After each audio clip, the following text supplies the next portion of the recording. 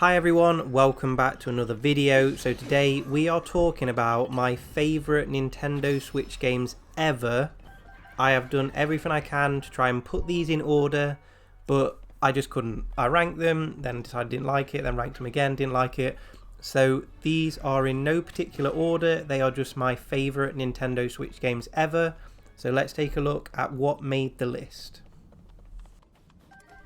First up then, now when I wrote this list, I hadn't actually played Tears of the Kingdom yet because it wasn't out yet. So I've combined the first two together, and that is Breath of the Wild and Tears of the Kingdom. There's not much to say other than they are amazing games. You know, Breath of the Wild was just incredible. That first game out on the Switch, and then they take that game, okay, it took 6 years, but they developed it and improved on perfection and made, I'd say, almost the perfect game with Tears of the Kingdom. So combine them together, and that's Breath of the Wild and Tears of the Kingdom. If you've watched any of my Switch videos, you'll know Kingdom of Amalur is one of my favourite games of all time. It is still a hidden gem on the Switch, on the Xbox, on the PlayStation, on the PC. Massive, massive hidden gem. It's not just the combat. The action RPG style combat is incredible. I love the different weapons combinations, but it's not just that. The gameplay is fantastic, but it's the writing. The writing of the story as well is just a masterpiece, and I wish more people played it, and I'm so thankful that after 10 years of the remaster, we actually got some new DLC in Fatesworn. So if you haven't played it yet, it's well worth picking up. If you have played it, go and grab that DLC as well, because yeah, just one of my favourite action RPGs, one of my favourite games of all time. I wasn't going to include this because for some reason I get embarrassed to say that I enjoy it, but Fortnite, it is just such an addictive game. There's just something about the gameplay that's fun, especially now that you don't have to do the building as well. You can have the building on or off. It's probably the closest thing I've kind of felt to Time Splitters without it being Time Splitters. It feels like it takes me back to my sort of childhood, playing kind of stupid shooters that have no realism of what a shooting game is like. I kind of like that. I like the cartoon style. I like that it's not particularly serious. It's just one of those games you can kind of jump in and out of. I haven't played it for couple of months. I don't know what season we're on now, but just something about it that you can jump back in, have a few games, jump out. I just really like it. I don't know why I'm embarrassed to say that I enjoy it. Next up then, we've got Pokemon Scarlet. I know it's controversial because I know it had the bugs and I know it had a few problems with it. I didn't experience a lot of that. I don't think I had any kind of groundbreaking bugs or anything like that. Yes, I had a few frame rate drops and a few stutters here and there, but I thoroughly enjoyed this game. I loved everything about it. Some of those side quests, you know, they really got to me. They were heartbreaking, some of those side quests. So it's a great story, probably one of my favourite stories. Just took me back to those nostalgic days. It's the closest I've ever felt to going back and turning on my gigantic Game Boy and playing Pokemon Yellow. This is the first time I've played every game, and this is the first time I've felt that same feeling, and I was so excited to keep going back to my Switch and playing it, and I just loved everything about it. Next then is Dying Light, and I actually ignored this game for a little while because I didn't think it would run particularly well on the Switch, but it proved me wrong because it runs incredible. On the Switch OLED, on that small screen, looks absolutely brilliant. Can't believe how nice it looks on that small OLED screen.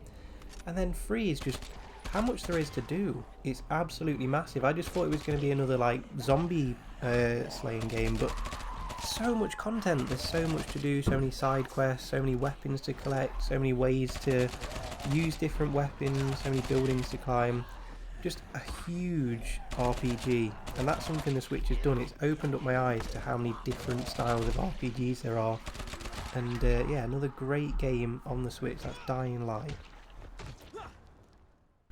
For a long time, Civilization 6 was actually my most played Switch game. I said it in my review. Go and check that review out. It's a little bit old now, but still holds up well.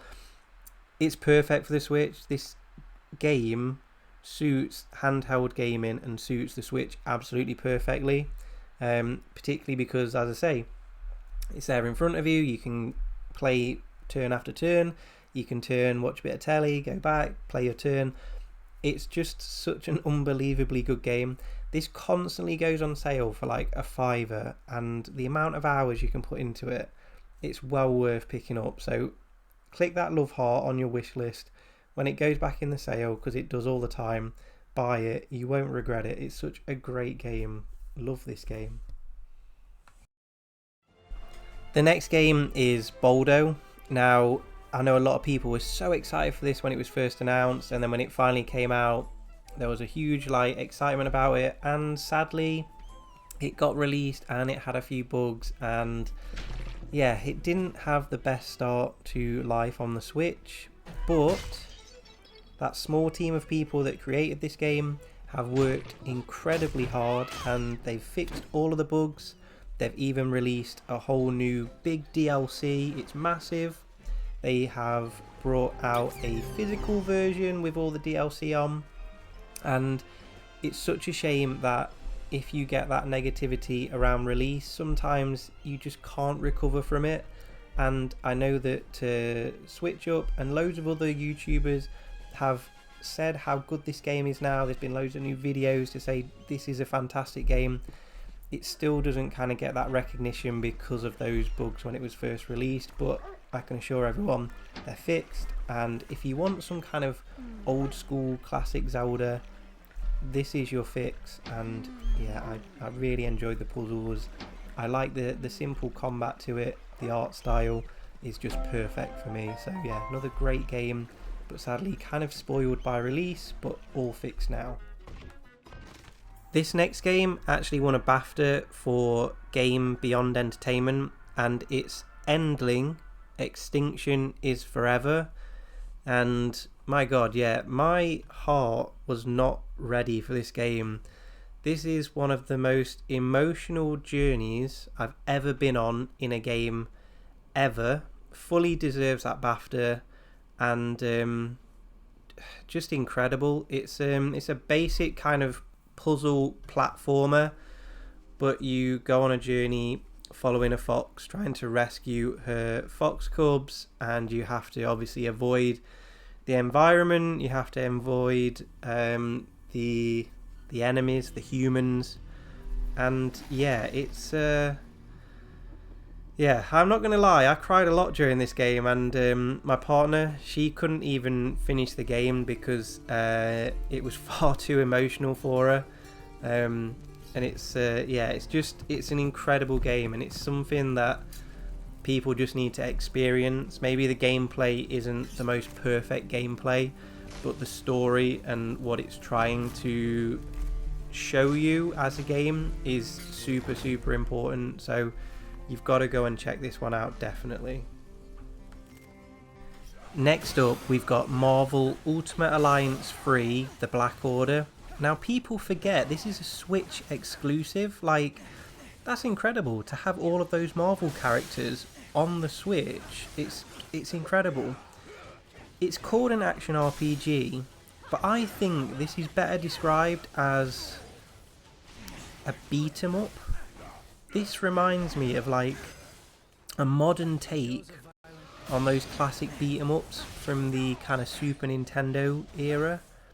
Let me know in the comments what you think, because I know there is obviously the whole upgrading system, and I guess yeah, it is technically an action RPG, but yeah, feels more like a beat 'em up to me.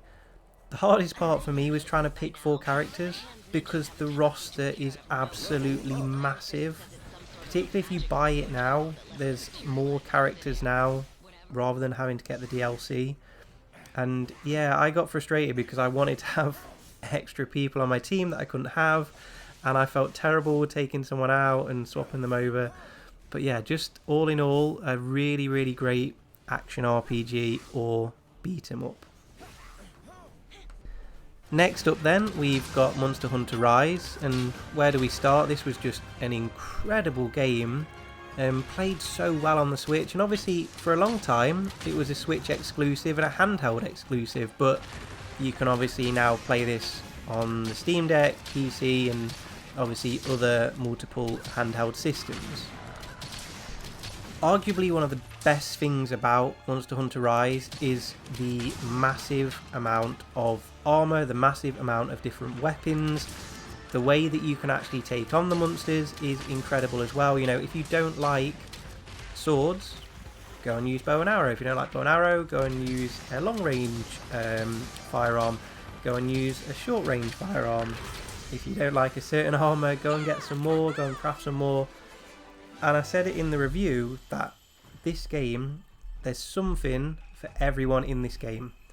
You can always enjoy this game. You will find a way of playing this game that you love, and that is why it's one of the best Switch games, because anyone can play this game and you'll find a way of enjoying it and loving it.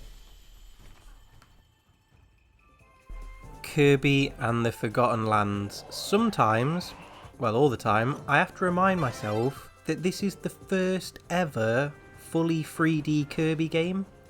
I can't believe it's taken this long for a fully 3D Kirby game, and to be fair, HAL and Nintendo, they did an incredible job on it. Absolutely incredible game. It's really brought life back into the Kirby franchise for me. I know we get lots of remakes and stuff, but this has definitely brought life back into what I felt was a little bit of a stale franchise, to be honest with you. I enjoy Kirby, but this one, I was so excited to play this, and it is just the best Kirby game and just an awesome 3D platformer. The last game on the list then is Immortals Fenyx Rising. And I know that this gets compared to Breath of the Wild a lot, because obviously the similar styles. Breath of the Wild, Tears of the Kingdom obviously beat this hands down in every single way. But personally, I prefer the combat of this game. Not saying the combat is bad in Breath of the Wild. I just think the combat in Immortals Fenyx Rising is done very, very well. It was a game that it didn't get delayed. It's an affordable game. You can pick it up for like less than a tenner physically. You get about, easily, say about 40 hours of gameplay. Then you've got all the DLC if you enjoy the game, which I did. I actually bought DLC. I never buy DLC, but I enjoyed this so much that I had to go out and buy the DLC, which again was just a great add-on. You don't need it, but I really enjoyed the extra DLC. And you get puzzles. It's just another really good action RPG. This list has been very action RPG heavy, but that is what the Switch has done to me.